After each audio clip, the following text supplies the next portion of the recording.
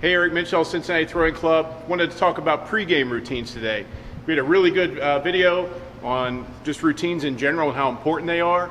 We got a lot of questions about what should my high school pitcher, what should my college pitcher be doing pregame, and I'm going to run you through what I did as a college pitching coach and as a professional pitching coach. Now, these routines are important, okay? I've had guys send them down the bullpen, they're done in 9 pitches. You're not ready. You may think you're arm ready, but you're not game ready. The whole purpose behind routines is to get game ready. So if you're a starting pitcher, for example, and you show up for your game in high school or tournament ball, whatever the case may be, and you're just throwing to throw and get loose and yeah, I'm good, you've missed the whole point. You're not truly prepared. Okay, so I want to walk you through a little bit about what I recommend. And remember that always that your routines can change. As you get better, as your stuff gets better, as your goals improve, as your execution improves, your routine should improve. So keep that in the back of your mind. But the average guy starting out, a lot of our clients here at the Throwing Club, high school pitchers, they tell me all the time, well, I throw 5 fastballs and then I throw 5 curveballs and 5 changeups. That's not really going to help you. Okay, so my recommendation, after you've completed your tossing session, some of your throwing program, your pregame warm-ups out in the outfield, and you come in for your bullpen session, the very first thing I recommend, obviously getting used to your bullpen mound. That may be different than the mound you're pitching on. I understand that. There's a lot of times they're vastly different. Sometimes they're just flat ground. I understand that. But we're going to assume that they're going to be somewhat close. There's going to be somewhat of a mound there. Okay, so the first thing I tell guys to do, to get acquainted with your target and what you have today, and that's what this is about, is figuring out what you have, is to start with 2 fastballs glove side, okay? So if I'm a right-handed pitcher, that's going to be away to a right-handed batter. We're going to, boom, pop 2 fastballs glove side. Now let's say we've hit 1 of 2. Okay, fine. A lot of guys, well, I'm going to throw another one. No, you have to move on. Just like in the game, you have to move on. We're going to go arm side. So now we're going to go inside to, let's say, a right-handed hitter. Pop 2 fastballs inside. Bam, bam. Okay, now we're looking for potentially down in the zone, but it might be a little bit up because it's your first few pitches. Okay, so then what I like to have guys do that have a good 4-seam or a good 2-seam is pick a spot down, but it'll be middle down. Okay, to hit for the 5th fastball. Pow! Boom, do I have that? Am I able to locate my glove side and my arm side and down? Okay? Now what traditionally happens is you don't hit all those spots. But now you know, and you're going to go from the full windup first, okay? If you have a full windup. Some guys don't, some guys throw from the stretch the whole time, and that's fine. We'll address that a little bit too. But if you're going from the full, start from the full. Now you know, hey, I can hit glove side right out of the gate. I hit those pitches just fine. I missed really by a mile. I missed down the middle of the plate, or I missed too far inside on my inside pitches. And I was able to execute in pretty good relationship to my pitch down. Okay, so now I know what kind of fastball I have to get out of the gate. Then I move to my next best pitch. And that could be your changeup. That could be your curveball. It could be your slider. I know a ton of high school guys, they come in here, well, I throw this pitch. I throw a fastball, a 2-seam, a curve, a slider, a slurve. No, you don't. Okay? So pick your next best pitch that you're going to execute in this game. That's likely going to be a breaking ball, but it could be your changeup. But whatever that is, I want you to repeat the scenario. 2 breaking balls in this instance on the glove side. Bam, bam. Okay, now shift your focus. You're not necessarily going to throw a breaking ball on the other side of the plate, but you're going to need to pick a spot to hit. So you may be facing a lefty who you want to maybe even move yourself on the mound to be able to execute coming around the corner and hitting a spot there. And you may also want to start working on hitting them down. Depending on what kind of pitch shape that you have, you're going to need to adjust what target that you have, okay? But you still need to be able to work both sides of the plate and down. That also should be at least 4 pitches, if not 5, so now you're 10 pitches in. Now you go to your 3rd best pitch.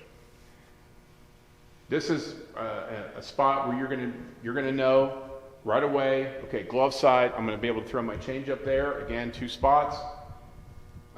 Going to go off to my arm side 2 spots. Now, with the changeup, you may want to start burying these. You want to get these to the back of the plate, a position where your catcher's making the sign, hey, get this down. So it's a good swing and miss pitch. Make sure you have that, okay? Now you've completed essentially what would be 15 pitches. This is where I would take a small break. Okay, I don't like guys that throw continuously. I don't like guys to go up and throw. I've seen it. I've observed as a recruiting coordinator in college, and even as a pro pitching coach, I've watched what some other teams do. I've seen guys throwing 45, 48, 50, upwards of 60 pitches in the bullpen. In the major leagues, years and years ago, I watched Steve Parris, a former major league starter. I remember counting one time that he threw almost 70 pitches in the bullpen prior to the game. To each their own. I just don't always recommend that. So now if you've taken a break, you're resetting yourself mentally. And during that break, I should say this, take stock of what you have. I've got arm side fastball. I'm having trouble with glove side, or vice versa. I'm able to hit all my spots glove side. Can't get anything on my arm side. Breaking ball, not too bad. Changeup's not there yet. Okay? Just remember, yet. I don't have it yet. This is all valuable information. Because you may or may not have your starting catcher catching you. He may be able to catch your first 10 pitches and has got to run. Maybe he's the 2-hole hitter. I don't know. But your backup catcher is probably going to catch the rest of your pen. So this is information you're going to have to give to somebody when you're done. So now we want to go from the set, okay, from the stretch, and we're going to repeat the cycle, okay? Maybe a little bit abbreviated, not always the 5th pitch, okay? So glove side, arm side, moving to your breaking ball, hit spots on either side, and now your 3rd best pitch, what I recommend is being able to hit the spots and aim for the spots that you know that you're going to want to try to execute from the stretch. So if that's just away or if that's down, work on those. Because now, after you finish that and take maybe just a quick breather, a minute or so, you should be able to work a batter. Right-handed, left-handed, if you know what the lineup's going to be for the other team, you're leading off against a lefty, that's the way you want to start. I recommend it. We did that in pro ball all the time. We knew that it was lefty, lefty, righty, or whatever case, lefty, righty, lefty. And we actually had enough time to work that before the game. We had that planned out because we knew how long our warm-ups took. They usually take between 13 to 18 minutes depending on the guy and how much time they need. And what their routine is, okay? So we want to go attack a hitter. And we want to do it from the full, and then we want to attack another hitter from the stretch, if at all possible. Sounds like a lot of pitches, but honestly, throwing 28 to 35 pitches before a game, if you train yourself to do it and you get yourself right, you're going to have a huge advantage when you start the game. Okay, remember, you do have to go get oriented to the game mound. So after we have finished executing against our batters, and that's, again, we want to try to execute our pitchers. We're not just throwing to throw. We're trying to get to the spot where this is how I'm going to start the game off. I know something a little bit about the leadoff hitter, maybe the 2-hole hitter. Here's how I'm going to approach them. So that you can take that mentality, and take that recent practice right onto the game mound.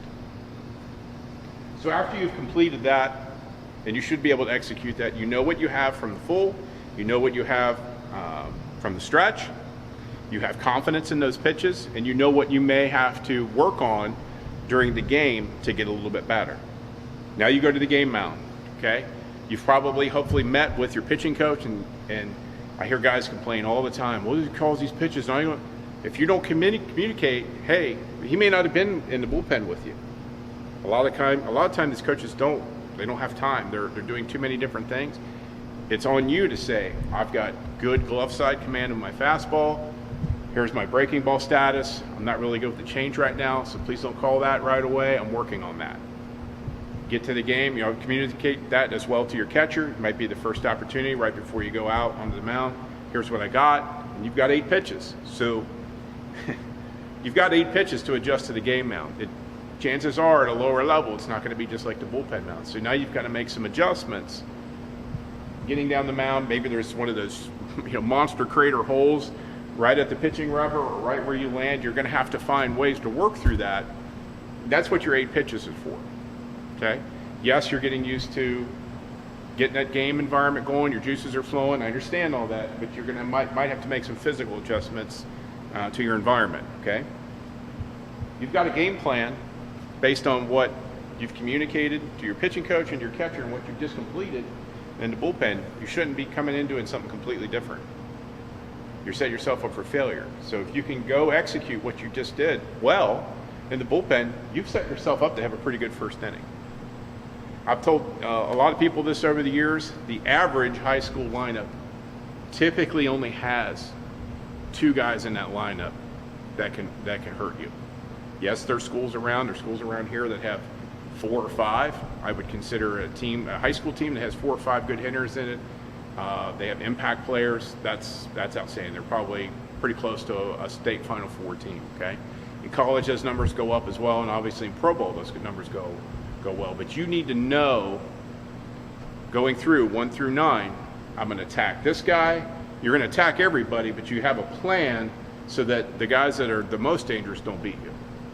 And you should have practiced that. And your mindset, when you start off that first inning, and you're looking down there, you're going to practice what you just did in the bullpen, you execute, your game starts to flow and you get in a good rhythm, and you're building more and more confidence on the game mound.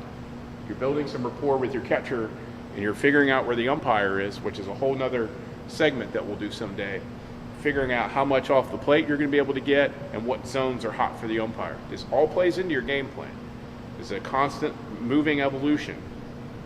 But you've got to start all this with a routine, and it doesn't leave just in the bullpen. It starts on the game mound as well. That's part of your routine. You know, guys go, oh, I don't really do well in the first inning. Well, I can guarantee you that mentally you're not ready, and physically you're probably not ready, and your routine's terrible. There's no doubt about it. I've seen it over and over the years. Been doing this for over 20 years. I can tell you that's usually what it locks down to. So get yourself a solid routine. You can follow this. Make it your own. Find something that works for you. If you're a 2-pitch pitcher, work with that. I understand that. If you're one of those 7-pitch pitcher guys, probably pick the best 3 or 4 for the day. Okay?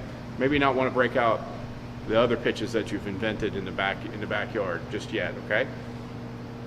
But come up with a routine that works for you. Make it an always changing and evolving piece for you. What you're doing today in high school, you may be doing different college. If you're lucky enough to go to Pro Bowl, that's going to change as well. Based on your stuff and your experiences, you can always change your routine. But have one. Have something that you can hang your hat on, that you can pitch well with, and you can execute. Give yourself a chance against every hitter that comes to the lineup against you. Okay, pitch with confidence, have the mentality, have the focus, okay, good memory recall, and you're going to be fine. Thanks for joining us today. If you have any questions, always feel free to tweet at us. We have our Twitter account, our YouTube. We're always active. We're always putting out new content. Be sure to check on us often. Thanks again, Eric Minshall, Cincinnati Throwing Club.